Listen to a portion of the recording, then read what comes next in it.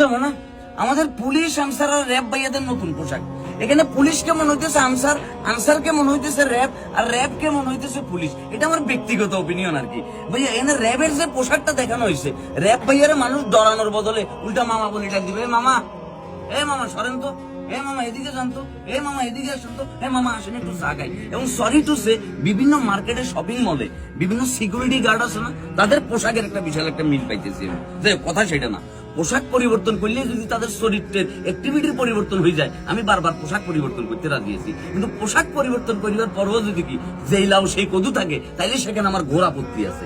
এবং পোশাক যেহেতু পরিবর্তন করছেন ভাইয়া, র্যাব তো একটা এলিট ক্লাসের ফোর্স, তাদের ভিতরে তাদের এমন একটা পোশাক দেওয়া উচিত যেটা দেখলে মানুষের ভিতরে ওই আকৃষ্ট, ওই আকর্ষণের জায়গাটা ক্রিয়েট হবো। এনে পোশাকগুলো দেখি মনে হইতেছে ইন্ডিয়ান পুলিশ আছে না, তাদের ফুল কপি অ্যান্ড পেস্ট মারে দিচ্ছে। তারপরে যে কি ইন্ডিয়ান ড্রামা সিরিয়াল জান বানেগা ডান সিংহাম, পুলিশ সিংহামের ড্রেসের লোক একটা বিশাল মিল পাইতেছে। এটা আমার ব্যক্তিগত অপিনিয়ন, কিন্তু আমি এটা দেখি খুবই আশাহত হইলাম আর কি। আর একটা কথা, সংস্কারের নাম করে এখন চলতেছে কোটার খেলা।